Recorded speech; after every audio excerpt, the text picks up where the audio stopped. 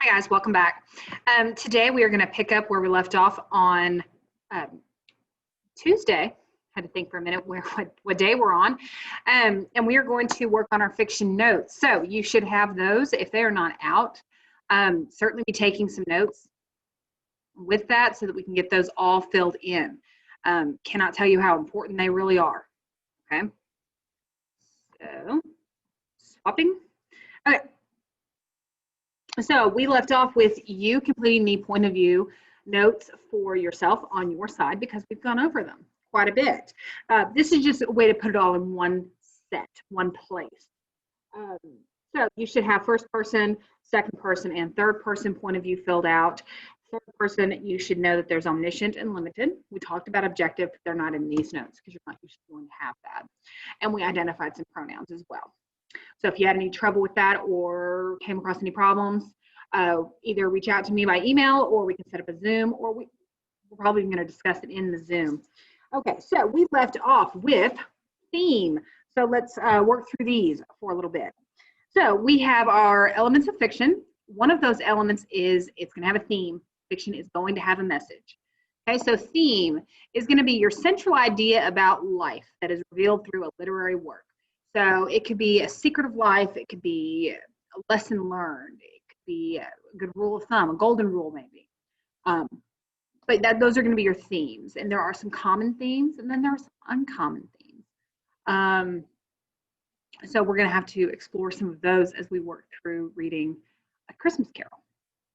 Okay, you have the stated theme, which if we remember one of our vocabulary words from a few weeks ago, that is the explicit meaning, the explained theme. And we also have an implied theme. Implied is implicit, okay? Trying to type back in all our vocabulary. The stated theme is going to be presented very directly. You're not going to have a whole lot of room for interpretation or inferencing. It's going to be directly stated or presented to the reader. Your implied theme is going to be where you have to take what's going on with the characters and what might be going on the side and piecing together what you think might be the theme. And that's just inferred, okay? And you can have both in the story. You can have an implied theme and an explained theme, or you can have several of each. So it's very specific to each novel. So you've got to read the novel with an open mind and know that, hey, I could have several themes going on. Okay. All right, it's another element of fiction. This is conflict. This is where it's going to get fun for us, okay? Because I like conflict in the stories. Conflict is when a character or something important in the story is facing a problem. It's going to be a struggle between two opposing forces. Okay? It's going to be the most important element because it's what is going to cause the rising action leading to the climax. And then because the conflict happened, we have our falling action. Okay? And there's going to be several types. You've got external conflict, which is the conflict between me and somebody else, another person or another thing, like my computer. We all know I don't get along with my computer all that often. That's external. You can also have internal conflict. That's when you are kind of reading about a character who's really struggling inside to do the right thing or with feelings. That's going to be internal, okay? So when you have your external conflict, that is one in which the character struggles against some outside force. It could be another person, force of nature. Some of the novels that we're reading or will read could have weather. If you guys have read any of the I Survived stories, some of those have to do with weather. That's a force of nature, Mother Nature. Okay. The prefix X means outside. Okay, so external, outside. And then there are 4 types of external conflict that we need to understand because we're going to have to identify them in several stories. You have man versus man. You have man versus society. You have man versus nature and man versus fate. Okay. So before we get into the internal conflicts, I wanted to go over the external conflicts so that we can make sure we have a good understanding of those. So with man versus man, you have a character. It could be a man, it could be a woman, but it's going to be a character, and they are struggling with another character. They're at odds with that other character. Okay? It's good guy versus bad guy, protagonist versus antagonist. Good example is Harry Potter. Pick one. It's still Harry versus Voldemort. person versus person, okay? We also have the man versus society, and these are gripping. They are thrilling to read. So these have a character facing a struggle within the society that they live. That struggle could be anything from equality, equal rights. It could be disagreeing with political parties. But it's going to be the characters fighting against the social norms of the society they live in. So more times than not, when you guys are reading novels in school, if it took place before the 1980s or so, there could be a man versus society struggle. Okay, good example is the Scarlet Letter. If you probably have not read this yet. It's a great book that has to do with a woman going against the societal norms. Okay, main character. Okay, let's see. We also have the man versus nature. This one is an exciting one to read about because it's when the character is struggling against nature, and you can't fight nature. You can't win. It's just coming out on the other side. So the character is struggling to survive through a force of nature. That could be a hurricane, a blizzard, a cold front. It could be an excruciatingly hot summer in the Sahara Desert. Doesn't specify, just nature. Okay. A good example is Hatchet, when I believe his name is Brian, he's stuck by himself, facing wilderness. That's nature. Okay.